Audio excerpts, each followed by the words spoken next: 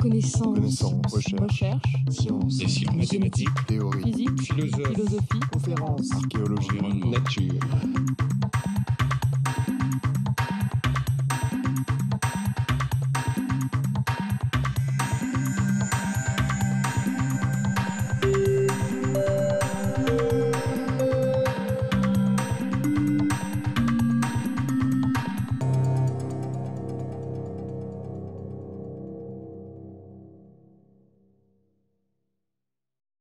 Pendant qu'on équipe le professeur Leroux, je vais vous présenter donc le professeur Leroux, qui est, on peut le dire, un ami de longue date, qui est né au Canada, à Montréal, et qui a fait des études de pharmacien. Donc, il est pharmacien comme moi. Il a obtenu en fait son diplôme de pharmacien à l'Université de Montréal, et puis son doctorat en sciences pharmaceutiques dans l'équipe du professeur Gurney, à l'Université de Genève, qui est une équipe très connue aussi dans le domaine du développement des nanomédicaments.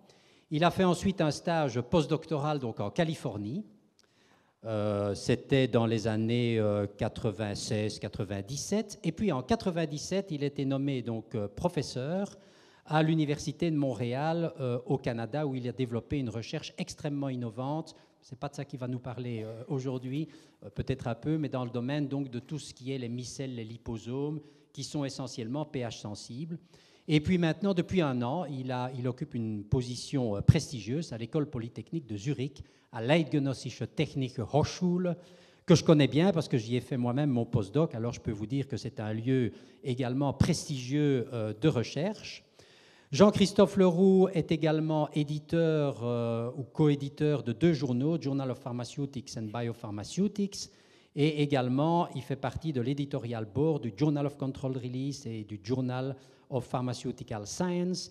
Il a eu un certain nombre de distinctions scientifiques importantes, dont probablement la plus importante est celle du Young Investigator Award de la Controlled Release Society. Voilà, je lui cède la parole. Merci pour cette introduction. Tout d'abord, je voudrais remercier le professeur Couvreur de m'avoir invité, et le Collège de France aussi. Je n'ai pas l'occasion souvent de donner des présentations en français, donc vous m'excuserez si ici et là j'utilise des anglicismes. Alors aujourd'hui, je vais vous parler d'un sujet peut-être moins commun, qui est celui de l'utilisation de nanoparticules en biodétoxification. Alors aujourd'hui, on entend beaucoup parler des nanoparticules, de la nanotechnologie et des risques qu'elles comportent. En fait, ces risques sont essentiellement liés aux applications non médicales des nanotechnologies. Et aujourd'hui, je vais vous montrer comment les nanotechnologies peuvent être utilisées pour traiter notamment des intoxications médicamenteuses.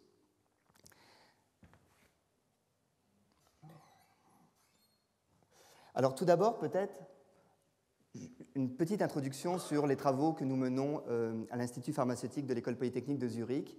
Nous avons plusieurs sujets de recherche. Nous sommes, entre autres, intéressés à développer des implants injectables pour libérer des médicaments sur des périodes prolongées, notamment dans le cas de la maladie d'Alzheimer, donc dans le cas de pathologies assez lourdes. Et de tels implants pourraient, par exemple, permettre d'avoir des traitements qui sont injectés une seule fois et qui agissent pendant plusieurs semaines ou plusieurs mois. Nous travaillons aussi énormément dans le domaine des nanotechnologies, notamment pour transporter des acides nucléiques. Alors, vous le savez probablement, il est extrêmement difficile de véhiculer de l'ADN ou de l'ARN dans les cellules. Et nous développons donc des systèmes qui miment les virus dans cette tâche, c'est-à-dire essayer de reproduire l'action des virus, mais en utilisant uniquement des matériaux synthétiques. Nous travaillons aussi dans le ciblage des médicaments anticancéreux. Alors, un des nouveaux projets qui a été initié dans mon laboratoire à Zurich consiste à fonctionnaliser des nanocristaux de médicaments anticancéreux et tâcher de délivrer ces médicaments-là à des sites particuliers dans l'organisme. Un autre sujet d'intérêt est celui de la maladie cœliaque, ou communément appelée intolérance au gluten. C'est une pathologie qui touche environ 1% de la population, donc il y a probablement 1 ou 2 personnes qui est atteinte de cette pathologie ici dans l'auditoire. Et en fait, c'est une pathologie qui est caractérisée par une réponse auto-immune suite à l'ingestion de blé ou d'autres céréales comme l'orge et le seigle. Et donc les patients qui souffrent de cette pathologie-là doivent complètement éviter de leur diète tout produit à base de blé, de seigle, d'orge et d'autres céréales dérivées, ce qui est extrêmement contraignant. Le risque est que s'ils n'évitent pas ces céréales-là, en fait, ils peuvent développer des cancers assez graves à long terme. Et finalement, le sujet dont je vais parler aujourd'hui est celui du traitement des intoxications médicamenteuses en utilisant des systèmes à base de nanovecteurs. Alors, le domaine des intoxications est un domaine extrêmement intéressant. En fait, c'est truffé d'anecdotes, à la fois des anecdotes historiques, mais aussi d'actualité. Et j'en ai choisi une comme ça parmi des centaines en fait, qui sont disponibles.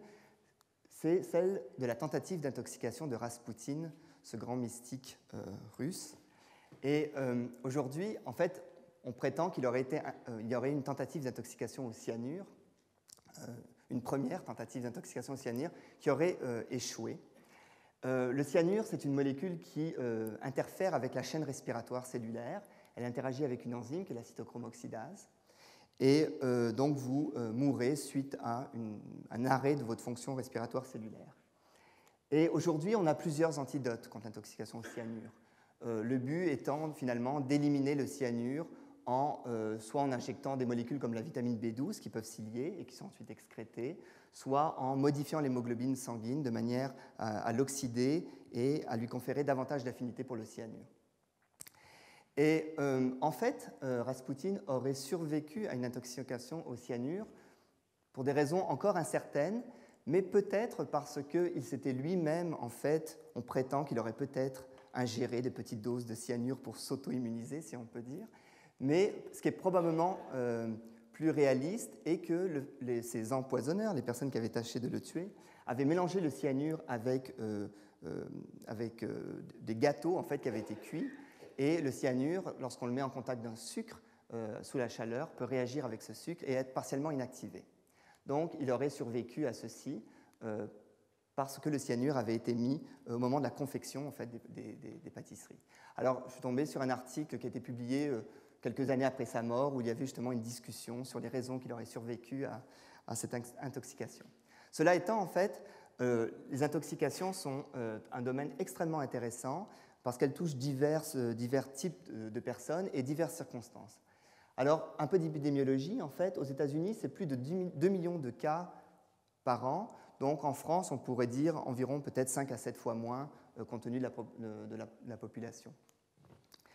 Les adultes représentent environ un tiers des cas d'intoxication, donc beaucoup d'intoxication chez les enfants suite à l'ingestion accidentelle de médicaments.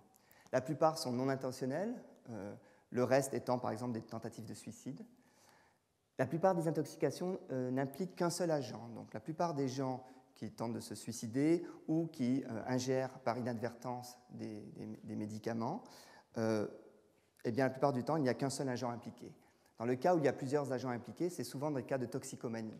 Donc des patients, des personnes qui ingèrent plusieurs drogues simultanément.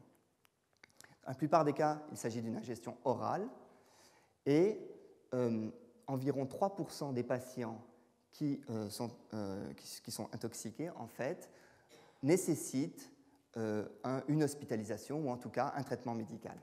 Donc, une proportion quand même assez importante si vous comptabilisez le nombre de cas annuellement. Alors, la plupart des intoxications sont dues aux médicaments. Il y a des intoxications à d'autres agents, aux produits nettoyants, aux pesticides. Dans la plupart du temps, ce sont les médicaments qui sont la source des intoxications. Alors, comme pharmacien, pour nous, c'est extrêmement important que les médicaments soient utilisés à bon escient et non pas une source d'intoxication. Alors, au niveau statistique, en Suisse, ça représente environ 17 000 cas par an, donc en France, ça doit être à peu près 10 fois plus. Et malheureusement, dans la plupart des intoxications, il n'y a pas d'antidote. Il y a extrêmement peu de médicaments pour lesquels nous disposons d'antidotes. Et donc, il y a un besoin de développer des nouveaux agents pour traiter les intoxications. Alors voici un petit tableau récapitulatif qui illustre en fait la plupart des médicaments impliqués dans les intoxications. Alors on peut tirer beaucoup de choses de ce tableau-là. Alors excusez-moi, c'est un petit peu petit, mais d'abord on peut voir qu'il y a quelques classes de médicaments impliqués, beaucoup d'analgésiques et de narcotiques, beaucoup de médicaments antidépresseurs, des médicaments cardiovasculaires, des médicaments antiépileptiques. Dans ces médicaments-là, la plupart sont des bases. Donc, c'est déjà une constatation importante dans le développement d'un traitement. Il y a quelques molécules qui sont des acides, mais la plupart sont des bases.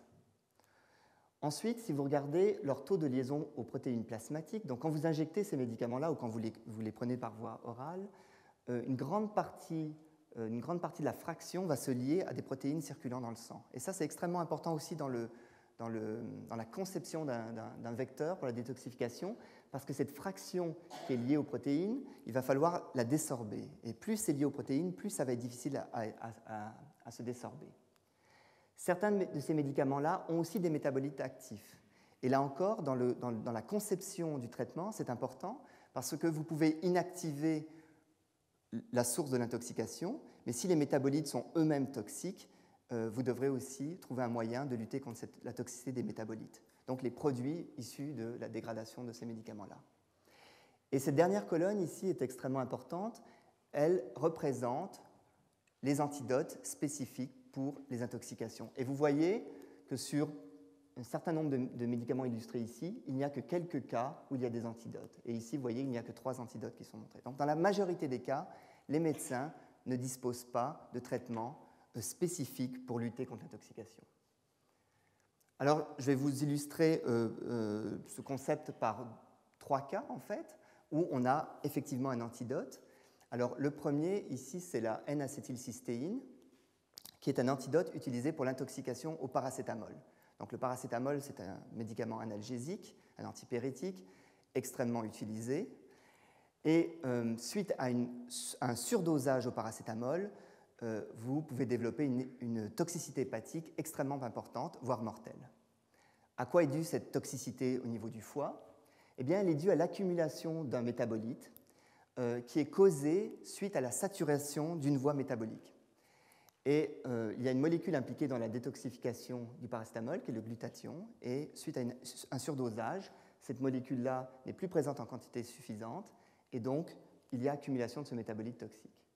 Alors, ce qu'il faut faire, c'est administrer de fortes doses d'N-acétylcystéine qui va suppléer en fait l'action de la glutathione, qui va agir comme agent réducteur pour empêcher l'accumulation de ce métabolite toxique.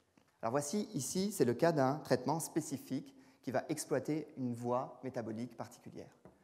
Un autre exemple est la naloxone, qui est utilisée pour traiter les intoxications aux médicaments, aux opiacés, comme l'héroïne ou la morphine. Alors, dans ce cas-là, ce médicament-là va compétitionner, va agir comme un antagoniste du récepteur aux opiacés et donc empêcher l'action des opiacés.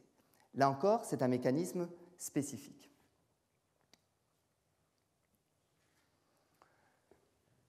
Un autre type d'antidote, cette fois-ci à base d'anticorps, est l'antidote contre la digoxine. Alors la digoxine, c'est un médicament cardiotonique qui est extrêmement efficace, mais qui est aussi extrêmement toxique, qui a une fenêtre thérapeutique extrêmement étroite. Alors, suite à une intoxication à la digoxine, on peut observer des arythmies, des bradycardies très sévères, et il existe heureusement sur le marché un anticorps monoclonal qui est dirigé contre la digoxine et qui fonctionne aussi contre des molécules analogues et qui va aller inactiver, qui va se lier à la digoxine pour l'inactiver. Et donc l'anticorps est représenté ici. En fait, il s'agit d'un fragment d'anticorps, c'est un fragment FAB qui va se lier à la digoxine et l'inactiver. Et le médecin, en fait, va calculer la dose d'anticorps qu'il devra vous administrer, soit en estimant la dose totale que vous avez ingérée, qui a été prise, soit en faisant un prélèvement sanguin et, à l'aide d'une équation assez simple, va estimer combien d'antidotes il devra vous administrer.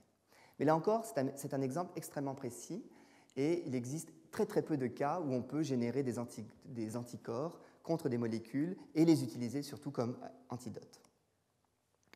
Alors, il y a des moyens non spécifiques.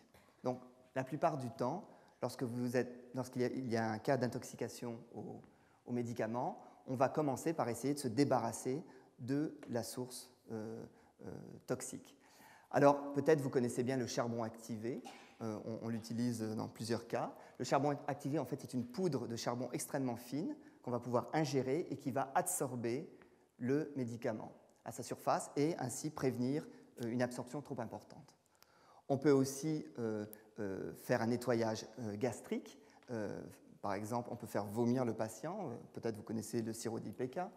Mais là encore, c'est rarement recommandé pour plusieurs raisons. Le patient peut s'étouffer.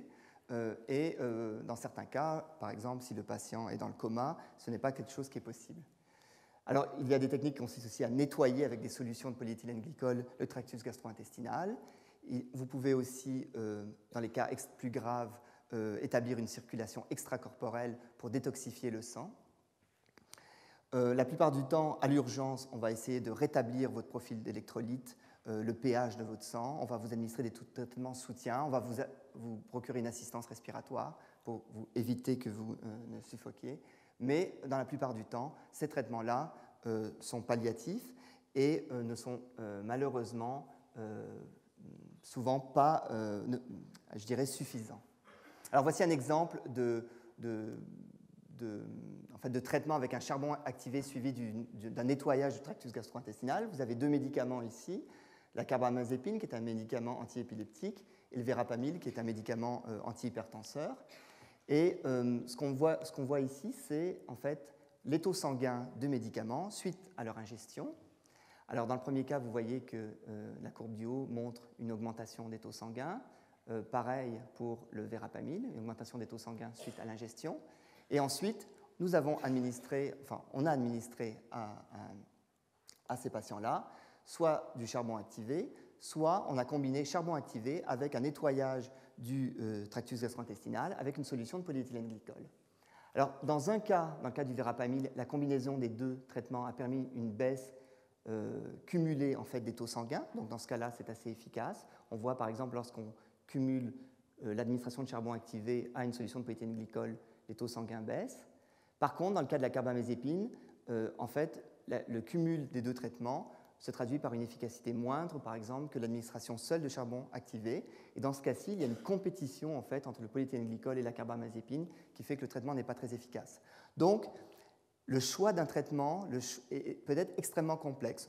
On peut vouloir combiner deux stratégies pour traiter l'intoxication et en fait se retrouver avec un scénario qui est pire que si on n'en avait utilisé qu'une seule. Alors, quel est le concept, en fait, derrière celui que nous utilisons? Alors, vous avez ici l'illustration simplifiée de ce concept.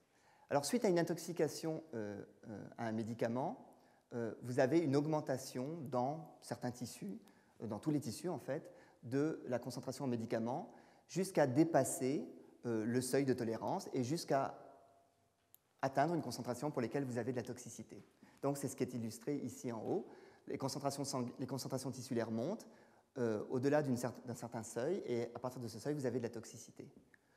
Le but, en utilisant un nanovecteur, est d'introduire un nanovecteur dans le compartiment sanguin, s'assurer que ce vecteur va circuler longtemps dans le sang et va pomper du sang le médicament qui est déjà distribué dans les tissus et les ramener dans le compartiment sanguin, de manière à abaisser les taux dans les tissus dans lesquels il y a de la toxicité. Et donc, c'est le concept qui est illustré ici. Vous avez un vecteur. Ici, je l'ai illustré avec une couronne de polyéthylène glycol. Le professeur Coover en a parlé un peu plus tôt. Cette couronne va lui conférer des propriétés furtives. Le vecteur va pouvoir circuler longtemps dans le sang, capter le médicament et extraire des tissus le médicament qui s'était déjà biodistribué. Ensuite, qu'advient-il de ce vecteur-là? Eh bien, comme le professeur Coover vous l'avait déjà mentionné, le vecteur va, à long terme, s'accumuler dans le foie et la rate. Alors, vous allez me dire, mais est-ce que c'est une bonne chose?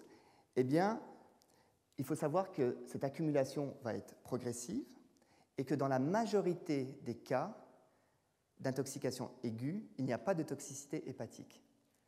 Donc, le foie va détoxifier les molécules qui auront été administrées en surdosage. Bien sûr, il y a certains médicaments comme le paracétamol qui ont de la toxicité hépatique. Il ne faudra pas utiliser ce genre de traitement dans ces cas-là. Alors, quels sont les paramètres importants dans le développement d'un tel vecteur? D'abord, la taille. Il faut que la taille soit suffisamment petite pour être injectée, pour circuler un certain temps dans le sang. Le temps de circulation est important, j'en ai déjà parlé. Il faut permettre au vecteur d'extraire le médicament qui s'est distribué. Il faut qu'il y ait une forte affinité pour la toxine, pour le médicament. Il faut que le vecteur ne soit pas nocif. Et il s'agit d'un facteur extrêmement important parce que vous allez administrer de fortes doses de ce vecteur chez un patient qui est lui-même dans un état de détresse. Donc il faut que ce que vous lui administrez soit extrêmement bien toléré. Et éventuellement, il faut que le système puisse être éliminé. Alors, il y a déjà des systèmes ou des composants qui sont déjà sur le marché. Alors, je vais vous montrer un exemple, qui est le Sugamadex, et qui est utilisé, en fait, pas vraiment pour traiter une intoxication, mais dans un concept similaire, pour raccourcir le temps de l'effet d'un bloqueur neuromusculaire, le rocuronium. Alors, le rocuronium est utilisé en anesthésie pour créer une paralysie de vos muscles, ce qui permet, en fait, la chirurgie. Le problème est que ce médicament-là a une durée d'action qui est relativement lente, et suite à la chirurgie, le médecin veut généralement que vous récupériez assez rapidement. Donc, on va vous administrer un agent qui va antagoniser cette paralysie qui aura été créée artificiellement. Alors, les agents qu'on utilise actuellement pour antagoniser cette paralysie ont des effets secondaires. Alors, un groupe de chercheurs a essayé de trouver comment on pourrait renverser l'effet de ce bloqueur neuromusculaire suite à une chirurgie. Alors, ils ont développé cette molécule ici, qui est une cyclodextrine, qui est une molécule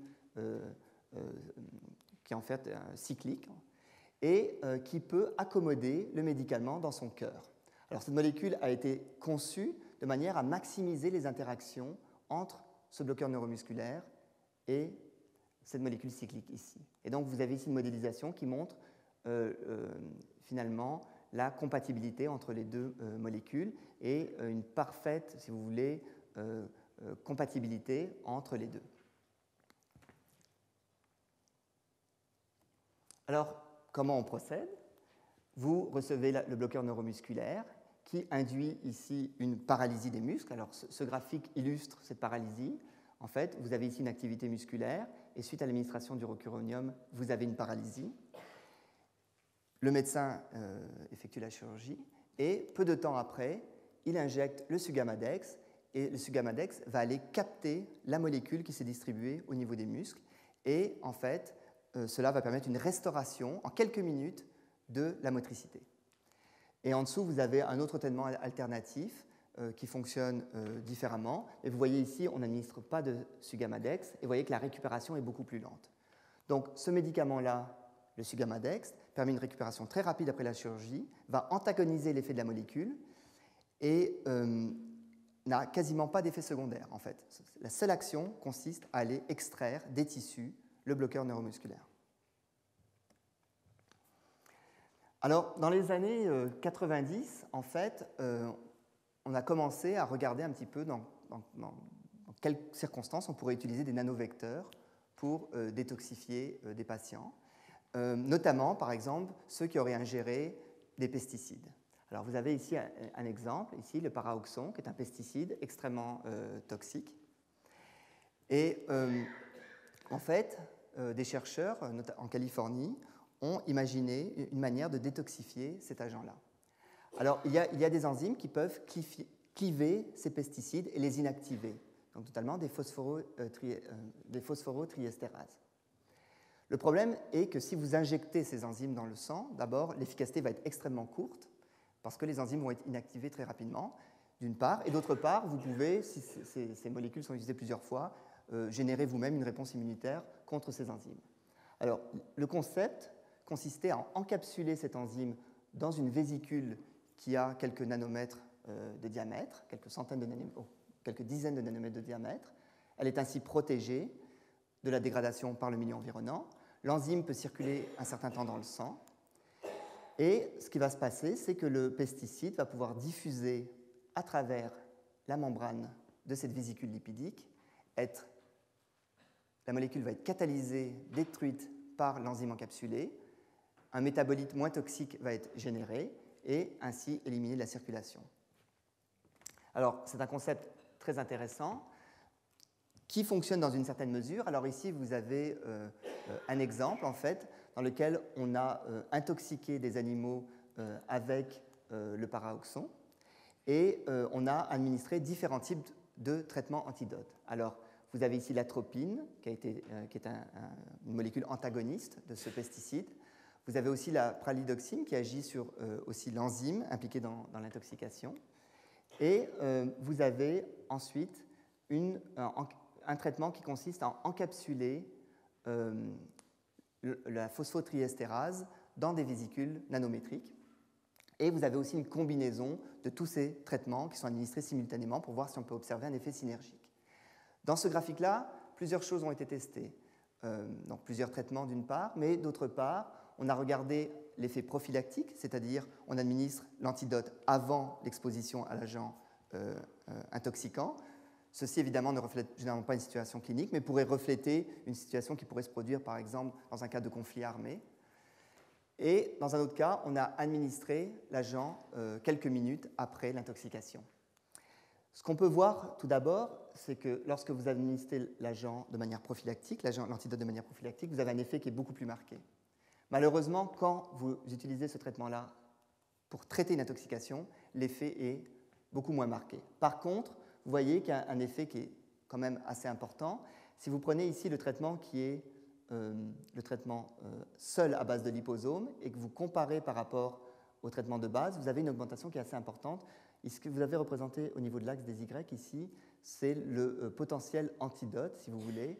Et donc, on a une efficacité qui est à peu près 100 fois plus élevée. Donc, c'est quand même plus élevé qu'un traitement traditionnel, mais ça reste encore beaucoup plus faible de ce qu'on pourrait théoriquement atteindre. Ces études-là ont permis d'illustrer le concept avec un cas particulier d'intoxication. Alors, depuis quelques années, on voit apparaître beaucoup dans la littérature l'utilisation de l'intralipide, en fait, qui est une émulsion utilisée en nutrition parentérale pour combattre les intoxications à toute une variété de médicaments. Alors, l'intralipide, c'est un produit qui est sur le marché depuis longtemps. Ce sont des émulsions de triglycérides qui sont administrées en fait, chez des patients qui ne peuvent pas se nourrir normalement, donc par injection. Et on s'est rendu compte, en fait, plusieurs médecins se sont rendus compte que de telles émulsions pouvaient être utilisées pour traiter des intoxications aux médicaments. Et vous avez beaucoup dans la littérature ce qu'on appelle des case reports, donc des brefs articles provenant de médecins qui ont relaté l'utilisation avec succès de cette émulsion pour traiter des intoxications à des médicaments. Alors ici, vous avez par exemple le traitement d'une intoxication à la bupivacaïne, qui est un anesthésique local, et ici, vous avez aussi le traitement avec un autre agent anesthésique local. Alors, comment de tels traitements fonctionnent? Eh bien, l'intralipide, en fait, ce sont des gouttelettes d'huile de quelques centaines de nanomètres qui ont de l'affinité pour plusieurs médicaments. Alors, vous avez un exemple ici avec le verapamil, qui est un médicament antihypertenseur, qu'on a administré à des rats, et on a regardé, en fait, à quelle dose les rats mouraient en présence ou en l'absence d'injection simultanée d'intralipide. Et vous voyez que si vous n'administrez pas d'intralipide, eh bien, les rats vont mourir à une dose d'environ 30 mg par kilo. Par contre, si vous administrez en même temps l'intralipide, vous voyez que vous pouvez augmenter la dose que vous administrez avant d'observer de la létalité. Alors, actuellement, il s'agit d'une approche qui est étudiée un peu plus en détail. On essaie de comprendre comment ce système-là fonctionne. Et vous avez ici, par exemple, une expérience menée chez le chien où on a administré le verapamil, donc ce médicament antihypertenseur, qui est responsable d'assez nombreuses intoxications chez l'homme. On a regardé l'effet, par exemple, de la co-administration de verapamil avec une émulsion d'intralipide. Alors, vous voyez tout d'abord, au niveau de la pression sanguine, chez le chien qui a reçu seulement le verapamil, une baisse rapide de la pression sanguine, qui est le mécanisme d'action du médicament. Par contre, si vous administrez pendant un certain temps une émulsion à base d'intralipide, vous voyez que la pression sanguine baisse moins et vous contrecarrez ainsi les effets du verapamil. Donc, il s'agit là d'un outil extrêmement pratique pour les médecins parce que c'est une émulsion qui est déjà disponible sur le marché. Donc, bien que ce ne soit pas une indication officielle, à l'urgence, les médecins peuvent se procurer ce produit et, dans un cas d'intoxication sévère, l'utiliser. Et ça se fait de plus en plus. Est-ce que tel système peut être amélioré? Nous pensons que oui. Alors vous avez ici les travaux d'un groupe de recherche américain en Floride qui a essayé de voir si on pouvait augmenter l'affinité de telles émulsions pour plusieurs types de médicaments. Alors ils ont développé ce qu'on appelle des microémulsions. En fait, le terme est un petit peu trompeur parce que les particules, les gouttelettes d'huile ont une taille d'environ 30 nanomètres. En fait, il s'agirait d'une nanoémulsion si on ne considère que la taille, mais en fait, par convention, on l'appelle une microémulsion. Et ils ont comparé l'efficacité de leur microémulsion par rapport à l'intralipide pour capter certains types de molécules, dont la bupivacaïne, cet agent anesthésique local, qui a notamment une certaine cardiotoxicité. Et ils ont montré d'abord qu'en diminuant la taille, eh bien, vous augmentez la surface spécifique et ainsi vous augmentez la capture du médicament. Ils ont aussi ajouté en fait un acide gras, qui est l'acide laurique, qui va conférer une charge négative à la microémulsion et qui va lui permettre d'interagir avec le médicament, dans ce cas-ci, qui est chargé positivement dans le sang. Et ils ont montré qu'il y avait une affinité, dans ce cas-là, de 150 fois supérieure, enfin, environ 15 fois supérieure de la microémulsion pour la bupivacaïne que l'intralipide. Si vous faites une expérience in vitro et que vous regardez le taux de capture, vous vous rendez compte que leur microémulsion était supérieure à l'intralipide pour capter la bupivacaïne. Alors, il s'agit là d'une expérience in vitro dans laquelle il n'y a pas de sang. Et je vous ai dit, le sang est important parce qu'il y a des protéines plasmatiques qui peuvent interférer avec ce mécanisme de capture. Et il s'agit aussi d'une expérience in vitro.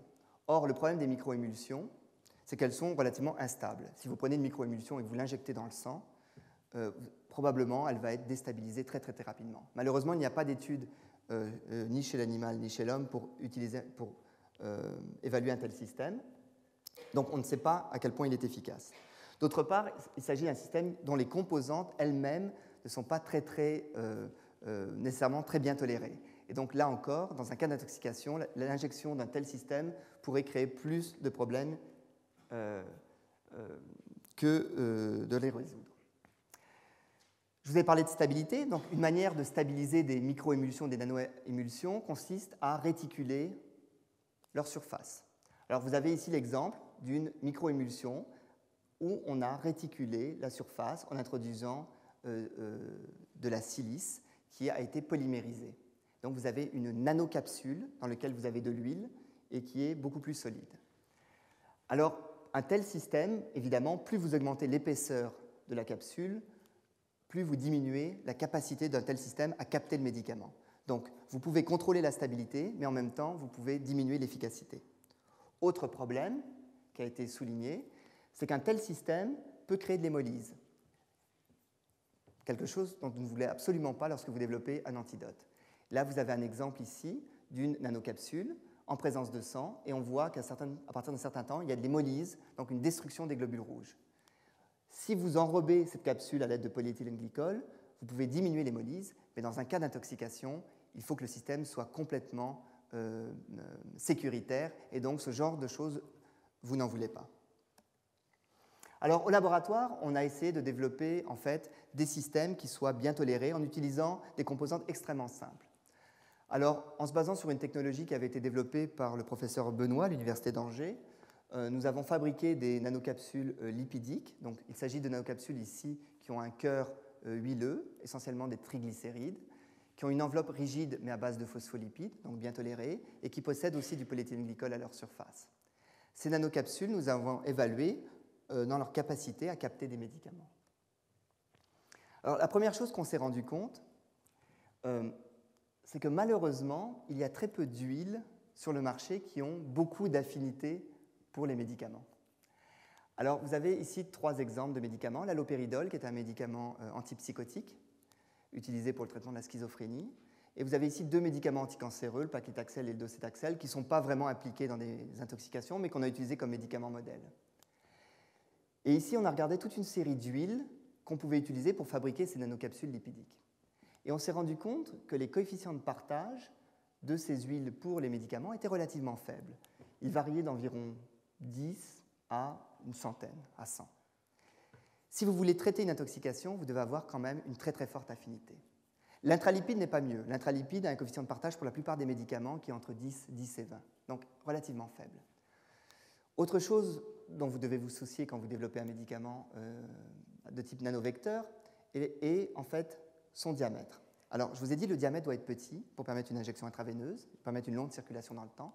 Le problème est que plus vous réduisez le diamètre, plus vous limitez la quantité de médicaments qui peut être incorporée à l'intérieur du vecteur. Vous pouvez augmenter celle qui peut être incorporée à l'interface, mais à l'intérieur, vous diminuez en raison de la pression de la place qui est exercée au centre du vecteur. Alors, ces coefficients de partage sont peut-être sous-estimés, en fait. Surestimés, excusez-moi. Alors, ici, nous avons fait une expérience assez simple. Nous avons pris 2 médicaments, donc un qui avait un coefficient de partage relativement faible et un autre qui avait un coefficient de partage supérieur pour un type d'huile donné. Et nous avons regardé la distribution entre les différentes lipoprotéines plasmatiques. En fait, les nanocapsules se retrouvent dans cette fraction ici qui est riche en triglycérides. Donc, plus on augmente la concentration en nanovecteurs, plus on augmente la quantité de médicaments qu'on retrouve au niveau de la nanocapsule lorsqu'on met ces nanocapsules dans le sang. Pour l'allopéridol, on voit que cet effet est extrêmement faible. Et ceci est dû au fait que l'allopéridol, d'abord, a une très forte liaison au niveau des protéines plasmatiques, et ensuite, comme on l'a vu tout à l'heure, a une affinité relativement faible pour le vecteur. Ici, nous avons choisi l'huile pour laquelle qu'on avait identifiée comme étant ayant le plus d'affinité pour ce médicament-là. Si vous prenez le docétaxel, on voit qu'il y a un effet qui est plus marqué, parce que le docétaxel a plus d'affinité pour ces nanocapsules, mais encore, c'est un effet qui reste relativement limité. Mais c'était le mieux qu'on avait pu obtenir in vitro. Ensuite, qu'est-ce qu'on a fait? Eh bien, on a injecté le médicament, ici le docétaxel, on a regardé différents paramètres sanguins, et 20 minutes après, on a injecté l'antidote, les nanocapsules lipidiques. Alors tout d'abord, si vous n'injectez pas de nanocapsules lipidiques, qu'est-ce que vous avez? Alors vous avez une aire sous la courbe qui est relativement faible, qui indique que le médicament va se distribuer très rapidement dans les tissus. Donc le médicament reste peu longtemps dans le sang et se distribue très rapidement dans les tissus. Si vous administrez 20 minutes après le docétaxel, vous augmentez l'aire sous la courbe. Donc les nanocapsules, ici, vont être capables d'aller chercher le médicament qui s'est déjà distribué dans les tissus et les ramener dans le compartiment sanguin, ce qui permet d'augmenter l'aire sous la courbe. Vous allez aussi augmenter le temps de résidence du médicament dans le sang, et ceci va se traduire à long terme par une déposition plus importante du principe actif au niveau du foie et de la rate, tel qu'on pouvait le prédire. Alors, on peut se dire, voilà un système qui est potentiellement intéressant. Effectivement, peut-être qu'un tel système serait aussi efficace que l'intralipide. Par contre, si vous regardez la dose qui a été injectée, on a injecté une dose de 500 mg par kilo de lipides, ce qui est assez élevé en fait, ce qui correspond un petit peu à ce qu'on injecte quand on utilise l'intralipide. Mais quand on y réfléchit un petit peu, cela représente plusieurs grammes de composés injectés pour un patient. Et le but pour nous est d'avoir un système qui soit beaucoup, beaucoup plus efficace. Alors il y a un groupe aux États-Unis qui évalue une approche différente en fait. Ce groupe-là essaye de développer des vésicules qui sont chargées négativement et qui vont pouvoir capter des composés chargés positivement, comme par exemple la mitriptyline, un médicament antidépresseur fréquemment appliqué dans les cas d'intoxication. Là encore, juste en regardant ce schéma, on peut prédire que l'efficacité d'un tel système à extraire des tissus un médicament comme la mitriptyline devrait être relativement faible. Pourquoi? Parce que la quantité qui peut être captée en fait, est relativement limitée, seulement à la surface du vecteur. Alors, in vitro, vous pouvez montrer que le système fonctionne assez bien. Malheureusement, la plupart des études s'arrêtent là, et on n'a pas de données in vivo. Alors, dans notre laboratoire, nous avons une approche un peu différente, qui est basée sur une technologie bien connue, qui consiste à préparer des vésicules lipidiques, à incorporer un acide à l'intérieur de ces vésicules, et l'acide va être capable de pomper en fait, le médicament à l'intérieur. Donc vous avez ici votre médicament qui existe à la fois sous forme protonée et déprotonée. La forme déprotonée peut diffuser à travers la membrane des vésicules. Elle va être protonée dans la vésicule et rester en fait, séquestrée dans ce vecteur. L'avantage d'un tel système est que vous pouvez avoir une capacité de charge, un taux de capture nettement supérieur à de simples interactions électrostatiques avec un médicament. Alors, nous avons évalué différents types de vésicules en présence et en absence de sérum et en fait optimisé le système de manière à obtenir la meilleure extraction possible. Alors ici, vous avez le cas avec l'allopéridol, qui est ce médicament antipsychotique dont je vous ai parlé tout à l'heure. Donc, on peut avoir une efficacité de capture assez importante. Alors ici, vous avez un schéma qui illustre en fait les deux concepts. Vous avez ici une vésicule qui peut capter de manière active le composé en appliquant un gradient de pH, c'est-à-dire que le médicament va diffuser et être séquestré dans la vésicule. Et vous avez ici un concept dans lequel le médicament est en fait incorporé dans une nanocapsule lipidique par simple coefficient de partage ou par une combinaison de coefficients de partage et de capture à la surface. Lorsqu'on compare les deux systèmes l'un avec l'autre, on se rend compte que le système par gradient de pH est beaucoup plus efficace. Et donc, in vivo, maintenant, chez l'animal, nous nous consacrons à optimiser ces systèmes-là, tant au niveau de l'intérieur de la vésicule que de la composition de la vésicule, au niveau de sa bicouche. Alors voici un exemple très concret qui provient de notre laboratoire, publié il n'y a pas tellement longtemps. On a ici intoxiqué en fait, des cœurs à la mitriptyline, donc ce médicament antidépresseur. Lorsque vous avez une intoxication à la mitriptyline, le rythme cardiaque baisse. Alors chez le rat, vous avez ici le niveau normal du rythme cardiaque, et suite à l'intoxication, vous voyez, il y a une baisse conséquente. En rouge, vous avez la récupération normale du cœur suite à l'administration d'une solution saline, donc aucun traitement. Donc vous voyez, le rat met un certain temps avant de récupérer son rythme cardiaque initial. Maintenant, si vous administrez des vésicules, vous voyez que la récupération est rapide, plus ou moins rapide, selon que ces vésicules ont un pH acide ou pas à l'intérieur. Donc si vous avez, par exemple, excusez-moi, il y a une erreur ici, on devrait voir le cercle vert.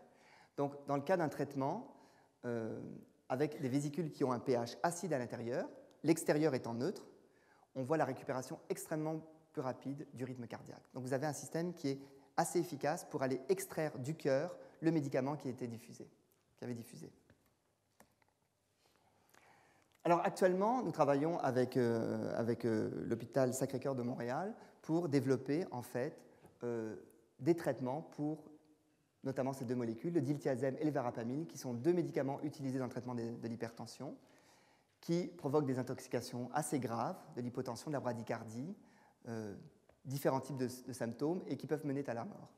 Le problème de ces deux médicaments-là est souvent, vous pouvez avoir une dose mortelle qui est extrêmement faible en fait pour ces deux médicaments-là et c'est extrêmement difficile de prédire ce qui va se passer en cas d'intoxication. Pour ces deux types de médicaments, il n'y a pas de traitement spécifique.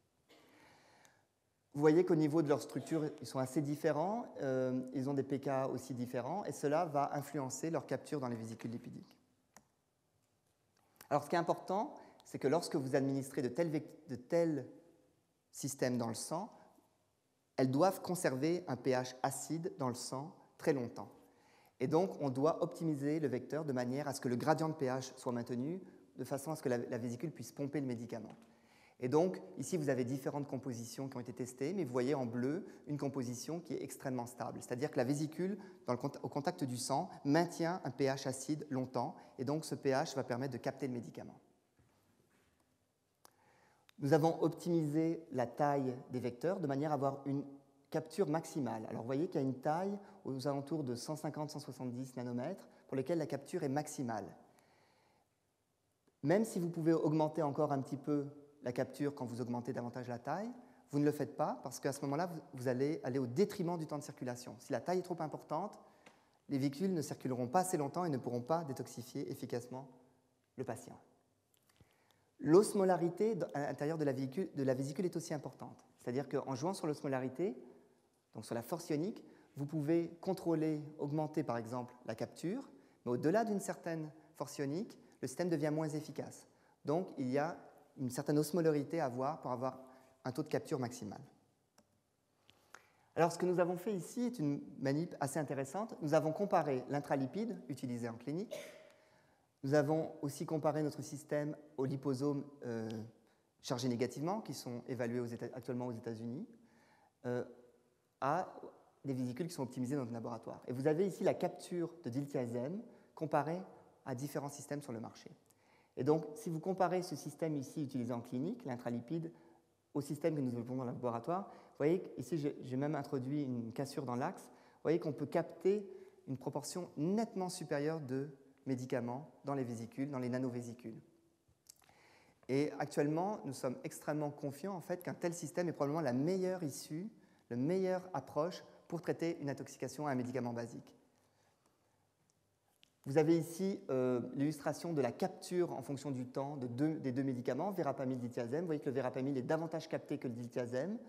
Le verapamil a un pKa différent, donc c'est une molécule plus basique, donc qui est plus apte à être captée par les vésicules. Donc actuellement, nous sommes en train d'évaluer chez l'animal ce système-là. Malheureusement, je n'ai pas de données à vous montrer, mais les données préliminaires semblent assez prometteuses et nous espérons assez rapidement pouvoir tester ceci dans des cas d'intoxication proches de ce qui se passe en fait dans la vie. Alors pour terminer, dans les 5 dernières minutes, je vais vous parler de projets en cours, des approches un petit peu différentes pour traiter des intoxications. Alors, ce qu'on regarde aussi, c'est ce qu'on appelle l'empreinte moléculaire. Est-ce qu'on est capable d'imprimer la structure du médicament qu'on cherche à détoxifier dans une nanostructure? Alors, l'impression moléculaire est la chose suivante. Vous partez d'un principe actif et vous le mélangez dans un milieu contenant des monomères qui vont pouvoir polymériser et former une structure dans laquelle la molécule va être captée. Vous allez ensuite libérer cette molécule, soit de manière physique, soit de manière chimique, et vous allez conserver une structure qui a l'empreinte de la molécule en son sein. Alors, voici l'approche que nous regardons actuellement. Vous avez ici une molécule dérivée du diltiazem, donc ce médicament cardiovasculaire, que nous avons déméthylé et désacétylé. Nous avons ensuite fait réagir ces deux groupements hydroxyles avec des dérivés méthacrylates, et nous avons polymérisé ce médicament avec d'autres monomères dans une matrice. Ensuite, nous avons hydrolysé la matrice pour libérer le médicament et on n'a plus que la matrice polymère dans laquelle l'empreinte du médicament est imprégnée. Alors, vous avez ici une autre approche qui consiste à faire réagir ce même médicament avec des polymères, à les réticuler et à obtenir un autre type d'empreinte moléculaire. Alors, vous avez ici la caractérisation RMN. Je vais la sauter pour des raisons de temps, mais vous avez ici une représentation en fait simulée d'une intoxication chez l'homme. Alors nous avons en fait utilisé un système hydrodynamique en fait, qui mime le compartiment gastro-intestinal et le compartiment sanguin. Et donc ce que vous avez ici à droite, vous avez les niveaux sanguins qui seraient obtenus suite à l'injection de diltiazem, donc ici en haut, et suite à l'administration de ce système qui contient l'empreinte de la molécule. Donc vous voyez que vous avez des niveaux dans le sang qui sont plus faibles. Alors il s'agit ici d'une simulation hydrodynamique qui a été réalisée in vitro, mais on voit que le système avec empreinte moléculaire est capable de retenir dans le tractus gastro-intestinal la drogue. Si vous prenez le même matériau mais sans l'empreinte moléculaire, il n'y a quasiment pas de différence. Donc, il reste encore à optimiser un tel système, mais voici une approche peut-être qui pourrait être utilisée dans un futur proche. J'ai extrait de la littérature un autre exemple, paru un peu plus tôt l'année dernière, qui consiste à développer des antidotes contre des aptamères. Alors les aptamères, ce sont des acides nucléiques qui sont capables de reconnaître des structures particulières. Et ici, vous avez un acide nucléique capable de reconnaître le facteur 9 de la coagulation. Et donc, certains chercheurs évaluent la possibilité d'utiliser cet acide nucléique comme agent en fait, anticoagulant. Et donc, si vous mesurez le temps de coagulation suite à l'administration de cet aptamère, vous voyez qu'il est prolongé parce que cet agent-là a un effet anticoagulant. Maintenant, en cas d'intoxication, si l'effet anticoagulant se prolonge de manière trop importante, eh bien, il faudrait administrer un antidote. Et ici, vous avez une molécule en fait, qui peut aller complexer l'acide nucléique et abolir son effet anticoagulant. Donc, une manière de traiter l'intoxication. Pour terminer, voici un autre système que nous développons dans le laboratoire pour traiter par exemple une intoxication aux métaux lourds. Vous avez ici un polymère branché auquel on a greffé de la caféine. Alors, la caféine a de l'affinité pour le cadmium. Le cadmium est un médicament, est un métaux lourd qui peut être impliqué dans des cas d'intoxication. Et le fait de greffer la caféine au polyéthylène-glycol permet d'augmenter le temps de circulation de la caféine et aussi permet d'abolir les effets de la caféine. C'est-à-dire que vous perdez l'effet pharmacologique de la caféine, mais vous gardez son effet liant pour le cadmium. Et ici, vous avez juste une figure montrant l'affinité en fait, de la caféine liée pour le cadmium, qui est similaire à la caféine libre. Et cette dernière diapo, en fait, illustre le fait que lorsque vous greffez la caféine sur un polyéthylène-glycol branché, vous perdez les effets cardiovasculaires qui sont engendrés par la caféine libre. Donc, vous avez un système qui peut être utilisé comme agent détoxifiant, mais qui n'a plus du tout aucune propriété pharmacologique. Donc, voici un autre système que nous évaluons dans le laboratoire. Donc voilà, donc pour terminer, je voulais simplement remercier différentes personnes qui ont été impliquées dans ce travail dans mon laboratoire, remercier le gouvernement du Canada, le gouvernement suisse qui ont financé ces travaux de recherche, et vous remercier de votre attention. Merci.